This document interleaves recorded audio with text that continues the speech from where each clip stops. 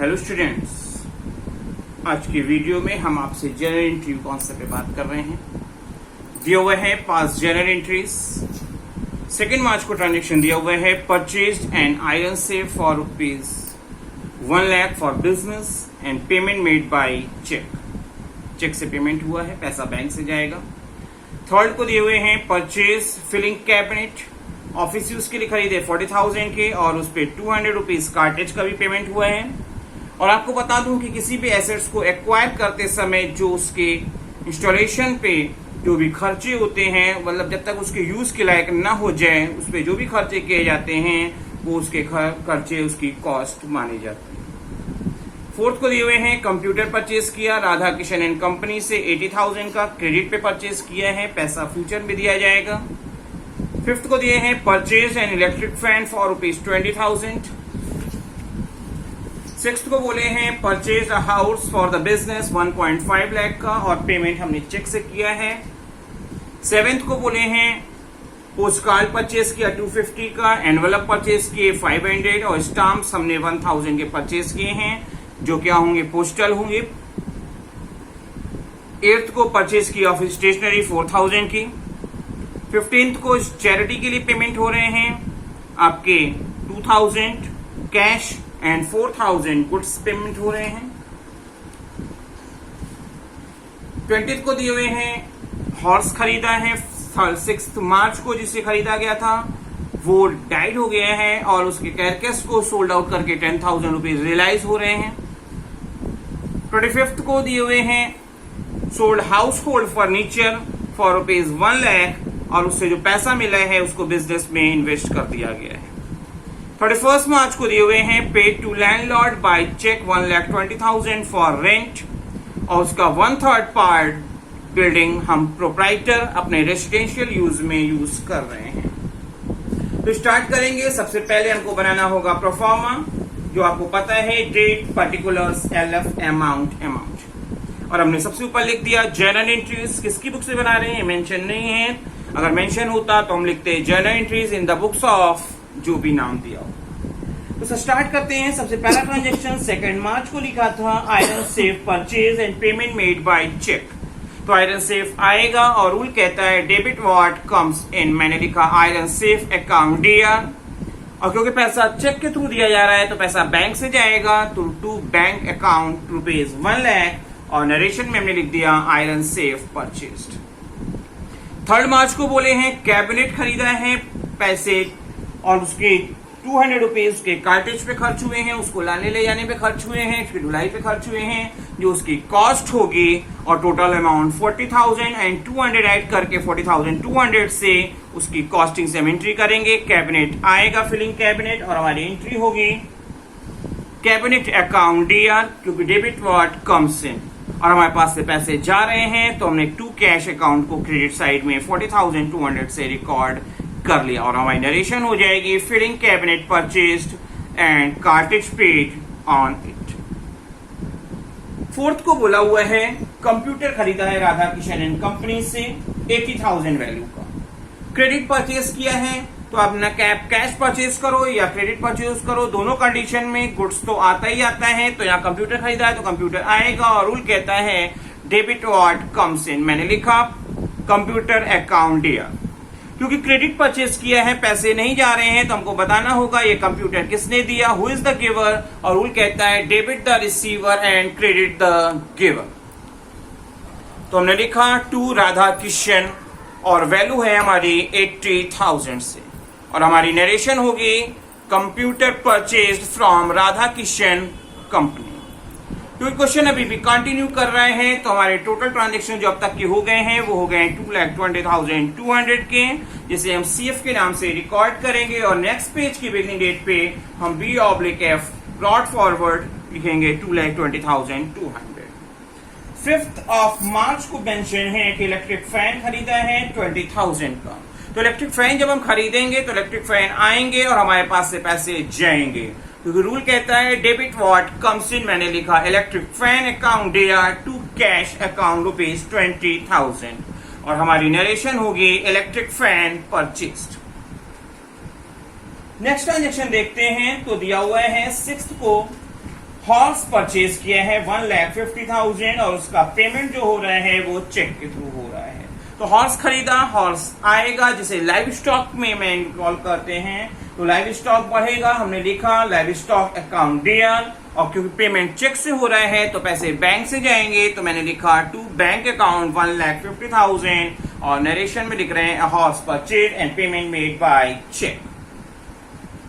7th को हमने कुछ स्टाम्प्स खरीदे, कुछ एनवलप्स, पोस्ट कार्ड्स खरीदे हैं, टोटल अमाउंटिंग 1750 इस पे खर्च हुए हैं। तो ये सारी चीजें हमारी क्या है, पोस्टेज पे काउंट करी जाएगी। तो मैं लिखूं यहाँ हमारे पास पोस्टेज आएगा, पोस्टेज एक्सपेंसेस हो गया हमारे लिए, तो हमने लिखा postage account DR to cash account, क्योंकि जब हम खरीदेंगे तो पैसा जाएगा और रूल कहता है debit what comes in and credit what goes out, और वैल्यू हमने लिखी है 1750।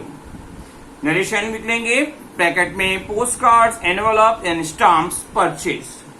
क्वेश्चन अभी भी कंटिन्यू कर रहे हैं, अभी भी और आप ट्रांजेक्शन करने हैं। तो आपके अब तक के ट्रांजेक्शन की टोटल हुई है 3,91,950, जिसको CF के नाम से हम रिकॉर्ड करेंगे और नेक्स्ट पेज में हम इसे कैरी फॉरवर्ड करके ले जाएंगे। नेक्स्ट पेज में जो हम लेके जाएंगे तो सबसे टॉप पे लिखेंगे B/F ब्रॉड फॉरवर्ड। 8th को लिखे हैं office stationery purchase for ₹4,000। Stationery खरीदा, तो स्टेशनरी खरीदेंगे तो पैसा जाएगा और हमारे पास स्टेशनरी आएगी। तो stationery account DR to cash account ₹4,000 और नरेशन हम लिखेंगे स्टेशनरी परचेज। फुली अब तक के ट्रांजेक्शन आपको अच्छे से समझ में आए होंगे। 15th को लिखा हुआ है गिव एज चैरिटी। चैरिटी में हमने 2,000 कैश दिए हैं जो जाएगा, 4,000 के गुड्स दिए हैं, और ये दोनों चीजें जा रही हैं। और जा क्यों रही हैं, जिसपे हमने चैरिटी किया हुआ है जो मेरे लिए एक तरह से खर्चा होगा, तो उसको हम क्या करेंगे, charity account DR to cash account to purchase account. Purchase इसलिए लिख रहे हैं कि जो गुड्स जा रहा है वो हमारे को कहीं ना कहीं खरीद करके आया होगा, तो हमने दोनों को क्रेडिट कर दिया और टोटल ऑफ अमाउंट से चैरिटी के 6,000 हमने डेबिट किए हुए हैं। नेक्स्ट ट्रांजेक्शन पे चलते हैं। तो दिए हुए थे 20th को एक हॉर्स जिसे हमने 6 मार्च को परचेज किया था, उसको वो डाइड हो गया और उसके कार्कस को हमने सोल्ड किया है 10,000 में। तो क्योंकि उसे खरीदा था हमने 1,50,000 में और उसकी डैमेज होने, उसके डेथ होने पर हम उसको सोल्ड केवल 10,000 में कैरकस कर पा रहे हैं। तो जो आएगा वो मैंने कैश के नाम से डेबिट कर दिया, क्योंकि रूल है डेबिट व्हाट कम्स इन। क्योंकि 1.5 लाख के थे और हमने केवल 10,000 में मुझे इसे सोल्ड करना पड़ा, इस कंडीशन में मेरा लॉस होगा और लॉस को हम डेबिट में रिकॉर्ड करते हैं, क्योंकि कहता है डेबिट लॉसेज एंड एक्सपेंसेस। मैंने लिखा PL अकाउंट डीआर और हमारे पास से क्या लाइव स्टॉक जाएगा और लिखेंगे टू लाइव स्टॉक ₹1.5 लाख। अभी भी क्वेश्चन हमारा कंटिन्यू कर रहे हैं और अब तक के जो ट्रांजेक्शन हो चुके हैं वो हैं 5,51,950 के, जिसे कैरी फॉरवर्ड करेंगे और नेक्स्ट पेज में हम इसे ले जाएंगे तो ब्रॉड फॉरवर्ड के नाम से सबसे ऊपर हम इसे रिकॉर्ड करेंगे। नेक्स्ट दिया हुए हैं कि एक हाउस होल्ड फर्नीचर बेचा, एक घर का फर्नीचर था उसे बेचा जिससे 1 लाख मिले हैं और इस पैसे को हम अपने बिजनेस में इन्वेस्ट कर दे रहे हैं। तो बिजनेस से पैसा आएगा, बिजनेसमैन जो पैसा लगाया हुआ है बिजनेस पैसा आएगा, रूल कहता है डेबिट व्हाट कम्स इन। मैंने लिखा कैश अकाउंट डीआर, क्योंकि बिजनेसमैन ने बिजनेस में इन्वेस्ट किया है हाउस होल्ड फर्नीचर को सोल्ड करके, तो जो पैसा इन्वेस्ट करेगा वो उसकी कैपिटल होगी। और बिजनेसमैन का नाम बिजनेस की बुक्स में रिकॉर्ड नहीं किया जाता बल्कि सिचुएशन को रिकॉर्ड किया जाता है। तो हम बताएंगे उसने किस बात का पैसा दिया है, कैपिटल के लिए दिया है, तो हम लिखेंगे टू कैपिटल अकाउंट ₹1 लाख और नरेशन लिख देंगे cell proceed of house hold furniture paid into bank.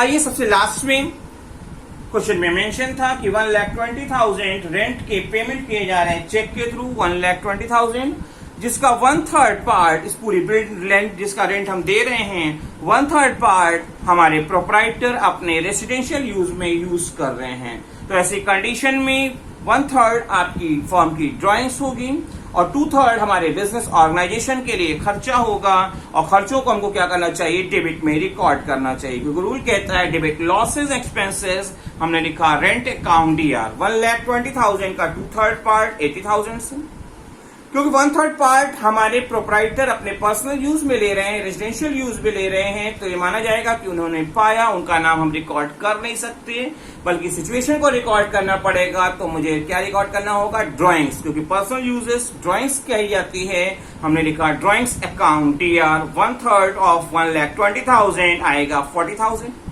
और जो पेमेंट किए जा रहे हैं या जो भी किया गया है टोटल ऑफ अमाउंट वो चेक के थ्रू किया गया है, पैसा बैंक से जाएगा, तो हम लिखेंगे 1,20,000 टू बैंक अकाउंट के नाम से। और हमारी नरेशन हो जाएगी rent paid to landlord 1/3 paid for proprietor's residence. और टोटल ऑफ ट्रांजेक्शंस जो हमने एंट्री में पास किए हैं वो हुए हैं 7,71,950 के। क्योंकि क्वेश्चन कंप्लीट हो गया है तो हम इसे टोटल के नाम से रिकॉर्ड करेंगे। आइए एक और क्वेश्चन को ऐड करते हैं ताकि आपको एग्जामिनेशन हॉल में किसी भी तरह की प्रॉब्लम फेस ना करनी हो। तो दिया हुए हैं pass the journal entries. First transaction दिए हुए हैं परचेज मशीनरी फॉर ₹20,000 और उस पर हमने कैरेज का पेमेंट किया है जो उसकी कॉस्ट होगी। फिर दिया हुआ है रिसीव ए चेक 4850 का एक्स से सेटलमेंट में मिला है और जो ड्यूज थी एक्स की वो थी 5,000 की और इस चेक को इमीडिएटली बैंक में डिपॉजिट कर दिया गया था। फिर दिया हुआ है next transaction received by cheque first and final dividend of 60 पैसा इन ₹1 फ्रॉम वाई और उन्होंने हमसे 10,000 ओ किया हुआ था, बारो किया हुआ था। तो ऐसी कंडीशन में 10,000 के बदले में 60% अमाउंट हमको रियलाइज होगी क्योंकि यहाँ पे फर्स्ट एंड फाइनल डिविडेंड में मिल रहा है, तो बाकी पैसा जो नहीं मिलेगा वो हमारा बैड डेब्ट्स होगा जो एक लॉस की तरह हम ट्रीट करके एंट्री पास करेंगे।